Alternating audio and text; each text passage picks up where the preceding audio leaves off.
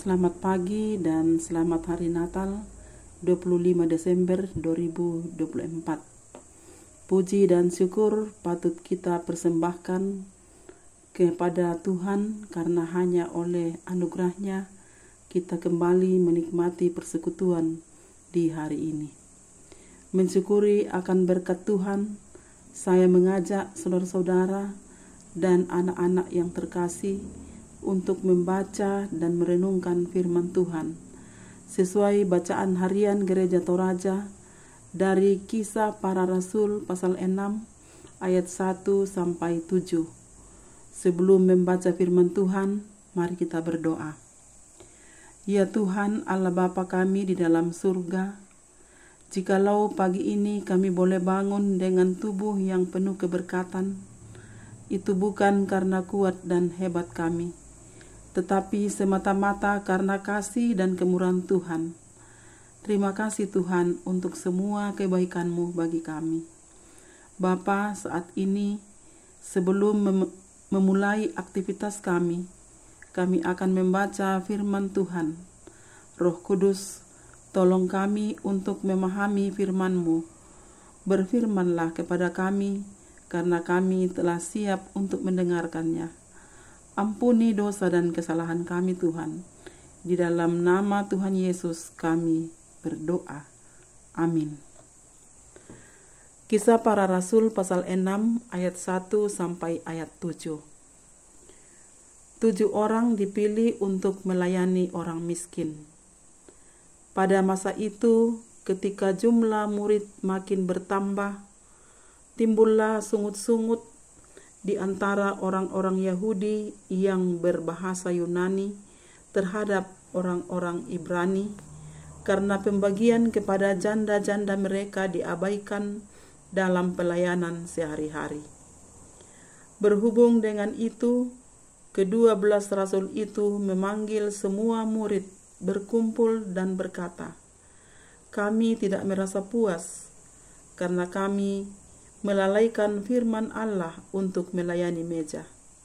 Karena itu, saudara-saudara, pilihlah 7 orang dari antaramu yang terkenal baik dan yang penuh roh dan hikmat, supaya kami mengangkat mereka untuk tugas itu, dan supaya kami sendiri dapat memusatkan pikiran dalam doa dan pelayanan firman." Usul itu diterima baik oleh seluruh jemaat. Lalu mereka memilih Stefanus, seorang yang penuh iman dan Roh Kudus, dan Filipus, Prokorus, Nikanor, Timon, Parmenas, dan Nikolaus, seorang penganut agama Yahudi dari Antioquia. Mereka itu dihadapkan kepada rasul-rasul. Lalu rasul-rasul itu pun berdoa dan meletakkan tangan di atas mereka. Firman Allah makin tersebar, dan jumlah murid di Yerusalem makin bertambah banyak. Juga sejumlah besar imam menyerahkan diri dan percaya. Amin.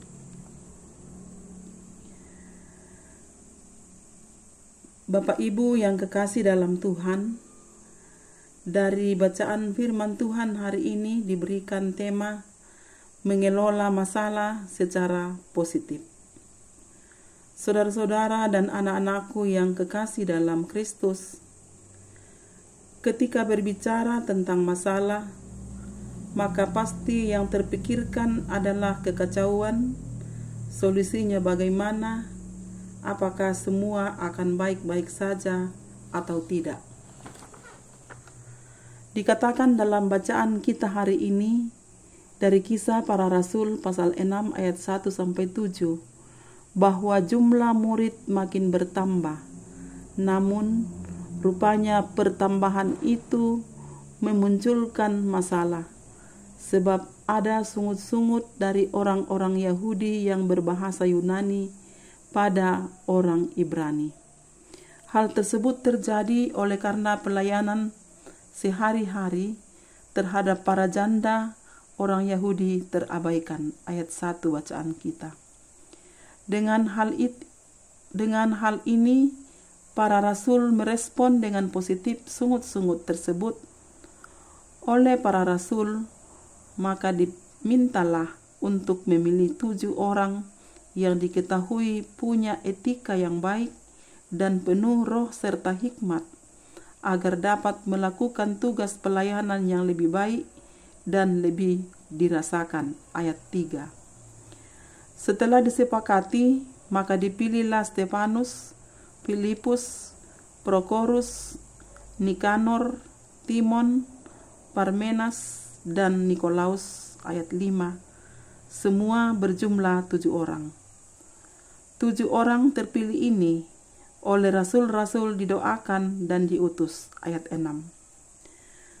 Pendengar renungan pagi yang dikasihi dalam Tuhan Yesus, dalam persekutuan yang kita jalani setiap hari di tempat kita masing-masing, bisa saja ada masalah seperti ini terjadi, yakni pelayanan yang tidak dirasakan oleh semua umat Tuhan.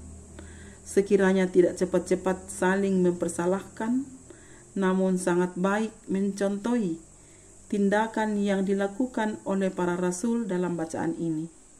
Menyelesaikan dengan baik masalah umat dalam bacaan ini. Pertama-tama dengan memahami benar akan masalahnya, lalu menghimpunkan umat untuk membicarakan dan mencari solusi bersama yang terbaik agar pelayanan dapat dirasakan dengan sungguh, terutama mendoakannya pada Tuhan.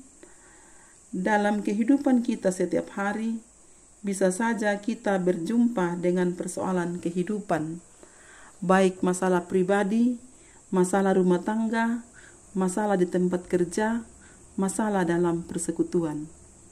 Maka sangat penting mengelola dengan baik setiap masalah tersebut, dihadapi untuk mencari solusi dan bukan lari dari masalah. Dalam hikmat Tuhan, pasti ada solusi. Sebab apakah yang tidak terjadi dalam jangkauan Tuhan? Pertolongannya pasti selalu nyata. Seperti Pemazmur 121 ayat 1 dan 2 yang mengatakan, "Dari manakah akan datang pertolonganku? Pertolonganku adalah dari Tuhan." Sehingga dalam menghadapi persoalan kehidupan kita, pertolongan kita dari Tuhan saja. Libatkanlah Tuhan dalam setiap hidup kita, terutama dalam menghadapi persoalan kehidupan. Janganlah kita fokus pada masalahnya, tetapi marilah kita fokus kepada Kristus yang selalu sedia menolong kita, selalu setia menolong kita, seberat apapun masalah kita. Pertolongannya tidak pernah terlambat. Serahkanlah hidupmu kepadanya. Roh Kudus menuntun senantiasa. Amin. Mari berdoa. Bapa kami yang ada di dalam kerajaan surga, Bapa kami yang kami sapa di dalam Yesus Kristus, kami sungguh bersyukur untuk waktu yang singkat namun indah bagi kami. Di dalamnya kami dikuatkan dan diteguhkan oleh firman Tuhan. Berkati firman-Mu, biarlah kami semakin diubahkan dan bertumbuh di dalam cinta kasih dan kuasa-Mu dalam menjalani kehidupan kami masing-masing.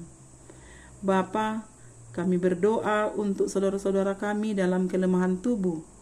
Tuhan pulihkan, yang berduka hiburkan, yang bergumul karena berbagai hal, Tuhan menolong mereka untuk menjalani masa-masa pergumulan itu, dan biarlah mereka semakin meyakini bahwa Tuhanlah yang menolong, memberkati mereka dalam berbagai persoalan, dan dari dalamnya ungkapan syukur selalu dinaikkan kepadamu.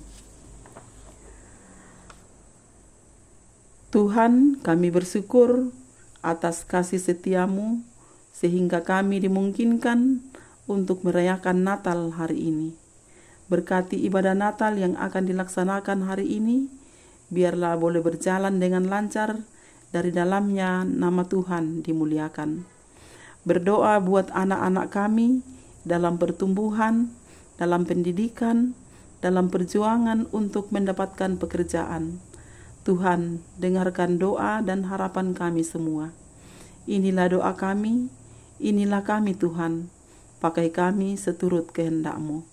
Ampuni dosa kami, dalam Kristus Tuhan kami berdoa dan bersyukur kepada Bapa di surga. Amin. Demikian renungan firman Tuhan hari ini. Selamat Hari Natal dan selamat menyongsong Tahun Baru Januari 2025.